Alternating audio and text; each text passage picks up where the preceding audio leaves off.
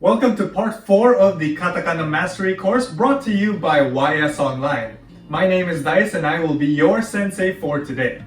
Sa mga nakaraang classes natin, pinag-aralan natin ang Katakana alphabet. So that's A, Ka, Sa, Ta, Na, Ha, Ma, Ya, Ra, and Wa families.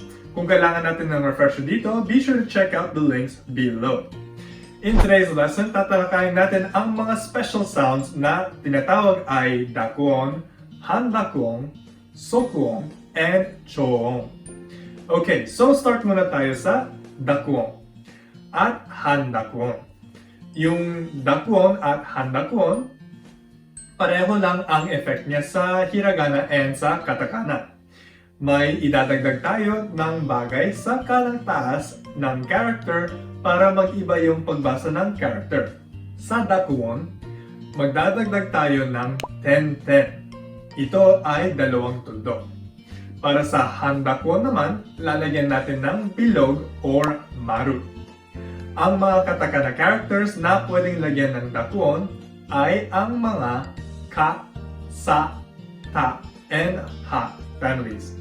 Dito na rin naririnig yung G, Z, D, and B sounds. So, ang ka ay magiging ka, ang sa magiging za, ang ta magiging da, at ang ha magiging ba. Tingnan natin ang ka family na may 10-10. Ang mga characters, no?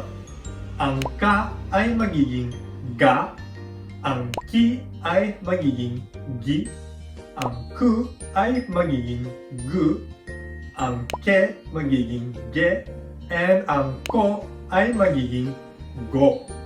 So isa-isay natin siya for the families, right? For the sa family, that's za, ji, zu, ze, zo. For the ta family, that's da, ji, zu, de, do. For the ha family, it's ba, bi, bu, be, bo. Ang Handakuon naman. Ito ay para lang siya sa ha family. Pag nilagyan natin siya ng maru sa itaas ng kanan, yung ha ay magiging pa. Dito natin maririnig ang P sound natin. So, ang ha ay magiging pa, ang hi ay magiging pi, ang fu magiging pu, ang he magiging pe, at ang ho ay magiging po. Okay, so madali lang, di ba? Next, tignan natin yung Sokuon. Para dito, paliliitan natin ang character tsu para pahabain ang sound ng kasunod niya na character. Tignan natin ang spelling ng 1 minute sa Japanese, which is regular character I, then Sokuon na tsu, tapos pu and n. So hindi siya ipun or itsu pu n. It's ipun.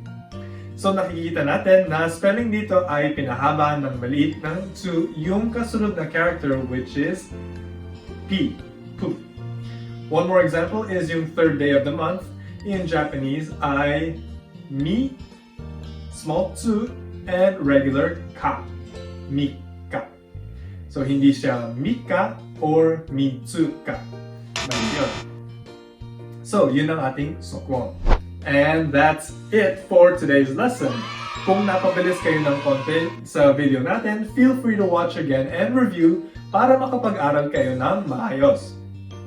If you haven't watched the previous lessons yet, don't worry, be sure to check them out. The links are in the description box below. Make sure to stay tuned to our videos as we tackle lessons from textbooks that will help you pass the JFT exams as well as the JLPT exam, the NAT-Test, and the J-Test. If you enjoyed this video, be sure to hit that like and subscribe button and turn on the notification bell para malaman natin kapag may bagong videos na kaming lumalabas. Don't forget to share with your friends so that they might learn a thing or two about the Japanese language and hopefully help them to pass their language exams. From YS, my name is Dice. Thank you for watching, and I'll see you guys in the next video. じゃあ、またね。